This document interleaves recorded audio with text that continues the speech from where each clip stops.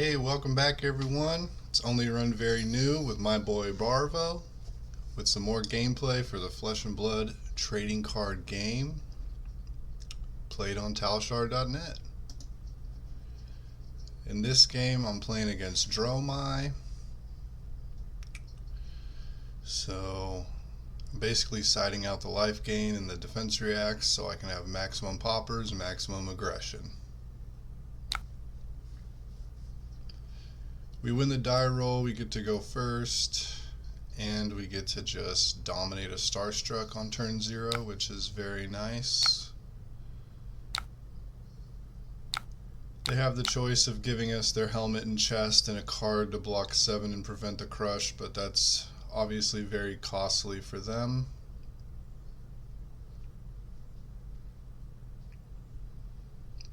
I imagine we'll just be dealing 7 damage and time walking them.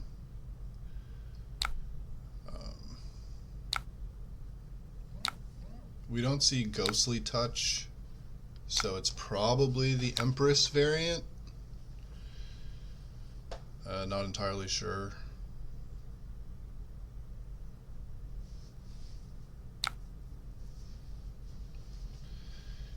Just casts a Rake and makes some ash with the Furnace, which seems reasonable under the effects of Starstruck. Our hand's kind of nice. We get to just be aggressive, throw the belting, and then throw a CNC. With some hands, I might be tempted to hold the Zealous Belting in Arsenal to like kill one of their turns that's like Mirror Guy Chromai, but with this hand I just want to be as aggressive as possible. We see them block with a Snatch, so we can pretty much confirm they're on the aggressive Empress variant, popularized by Mara. Command and Conquer gets Crown of Providence. It's not bad. Fairly expected.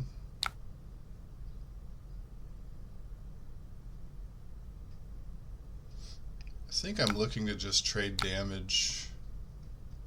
We have a really aggressive turn. I think I probably pop a dragon and then just send crippling. If I'm racing aggressively, I don't want to be taking 6 extra damage here. I don't have to take. And an undominated crippling gets their entire turn basically. You know, sometimes you might get 2 cards in a Furnace, but I wonder what I'm thinking about here. Maybe I'm slightly considering trying to fatigue them because they don't have Ghostly Touch, but I don't really like that plan. I think it's an effective plan, but against Empress they can definitely just kind of go wide and attack you a bunch. So I think I'm looking to just press an aggressive advantage and finish this game quickly. Yeah, see here he throws Blaze Headlong. We just take the damage because we're just going to make a Surge, Hammer, Pummel, and Arsenal the Crippling. Looking to really attack their life total.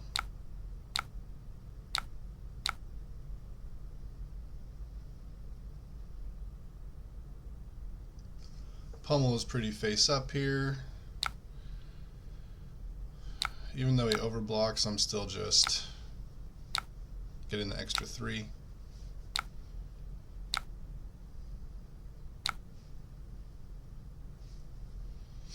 Plays Passing Mirage.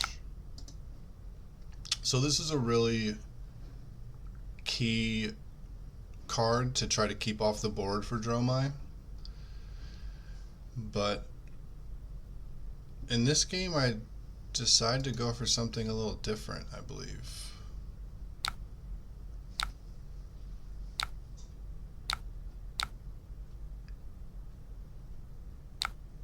If I remember correctly, I just Command and Conquer him. I could be wrong though. Oh yeah, get the Passing Mirage off the board. At some point in this game, I start going face instead of clearing things you traditionally would clear. But I guess it's not this turn. Yeah, we have Arouse, but we can't turn it on, so I think I'm just going to try to block and then Command and Conquer. We can use a non-popper on this non-phantasm attack, a popper on this Ashwing, set up a Surge for our Crippling Crush, and then Command and Conquer him. We have all their armor. They're down basically all their armor. We have a significant life lead.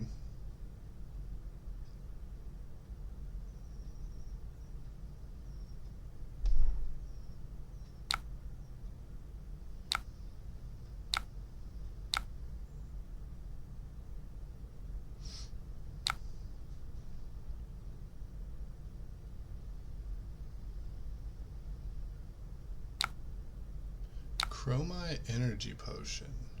Very interesting.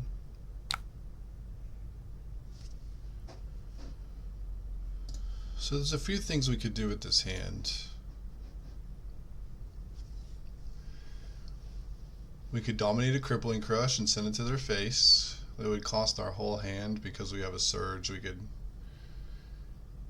It only costs 8, which we have in our hand exactly. We could make a Surge and dominate a Spinal.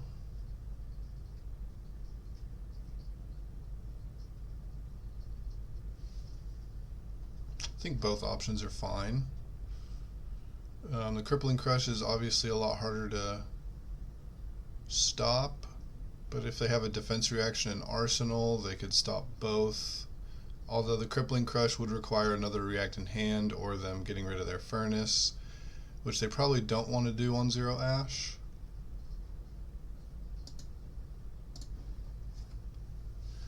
I believe I dominate Spinal Crush here, but I think the Crippling Crush might have been the better play, just because it requires such specific answer for them, or them to sacrifice their Furnace.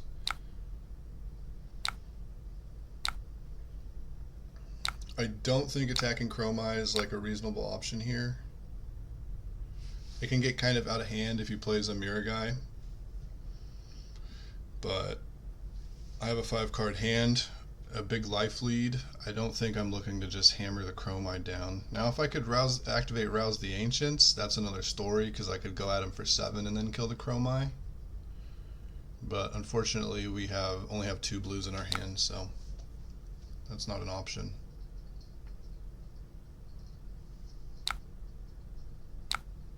So yeah, he does have the react in Arsenal.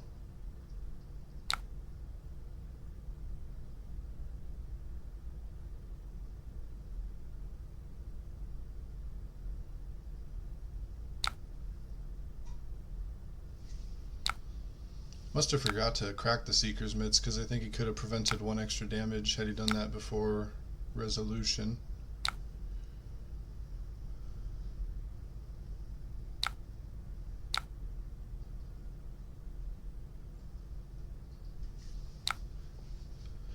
So with this hand, we can't pop, but we're at a high enough life total. I think we can just kind of face tank his dragon attack. We can dominate a Crippling and then pocket a Zealous Belting, which allows us to continue our aggressive plan and not really try to get too out of line here. With no poppers in hand, it's a little tough to do much of anything else and get a lot of value, I think.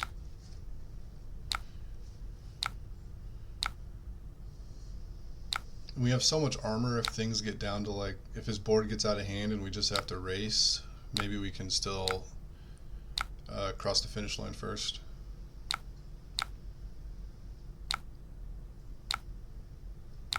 This is quite a bit of damage to take, though.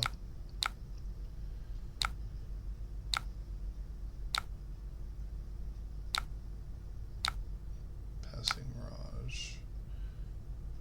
Definitely here is where we just ignore the Passing Mirage, and I think we are just trying to race. There's no Arsenal, so this Crippling's definitely going to hit. And we even have the Zealous Belting in Arsenal so that if he plays like a Mirror Guy or something, we could Zealous Belting into the Passing Mirage if we don't want to just try to pressure life total.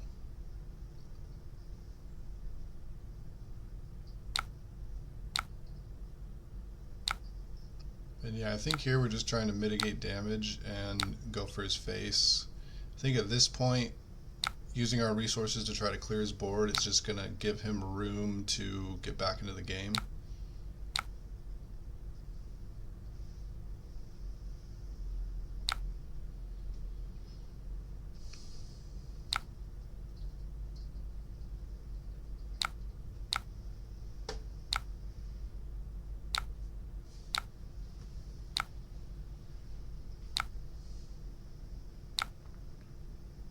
But with our life lead, if our deck keeps serving us up aggressive draws, I think we just keep serving him up damage.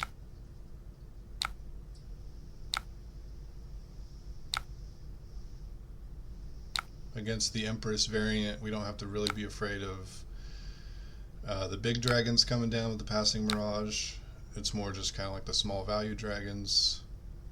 So it's not like a Vcindakurai is going to be coming in for 9 or anything. And with him taking that 5, I think I might have been considering hammering the Passing Mirage, but now our hammer either gets Furnace or 2 cards. Or not. They use Sand Cover, get rid of their last Ash, and go to 1.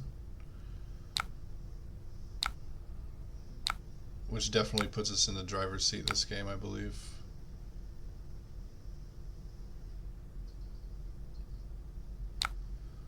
Lost in Thought. This is a pretty good hand for him to Lost in Thought. He gets to take our only blue.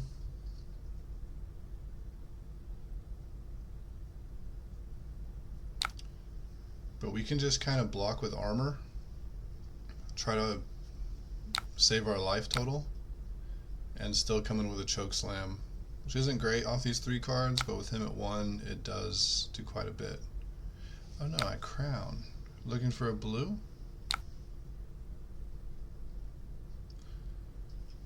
Yeah, Crown looking for a blue.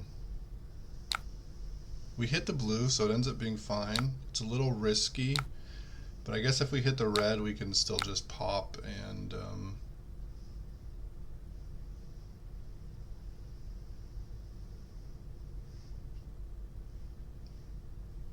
try to move on.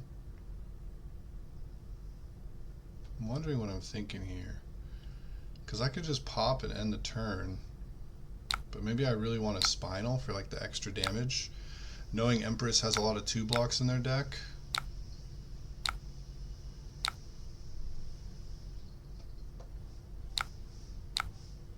And it might actually cost him 4 cards to block Spinal. When Chokeslam, it'll be a lot easier for it to only be worth 3 cards with 2 3 blocks and a 2. But 2 3 blocks and a 2 is not going to be enough for the Spinal.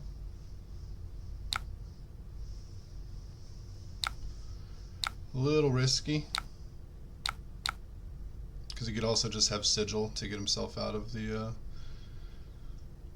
being at 1 life here. But with his board, there's no way I can like start clearing this board. I just have to try to get there. And yet he shows me a ton of 2 blocks there. Ponder gives me kind of a poopy blue, but it's still 2 card 7, which is better than 2 card 6, so it goes in the arsenal.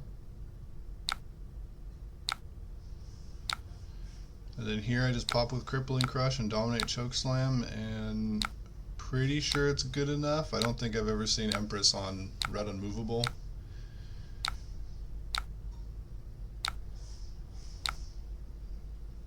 And I believe that's the game. So this game was very quick. I did some things that I normally would not do against Dromai, like clearing the Passing Mirage, clearing the Chromai. At the end state there, something I would normally do, just try to bleed them out of them being able to stop my poppers. but I was in such a commanding life total lead with so much armor that I felt I could just push the game aggressively and just get there. I might try to employ a strategy more like that in the future against Empress. I don't have a ton of experience against Empress. Most of my experience is against Big Dragon, and against Big Dragon you just definitely can't be making sacrifices like that and letting him build a board, because they can play or red unmovable. They can be playing 9-0 for 4s with Sand Cover, Fate, and Sink Below. But hopefully we learned a little bit. Comment down below if I made any play mistakes you saw. And until next time, it's me and my boy Bravo signing off.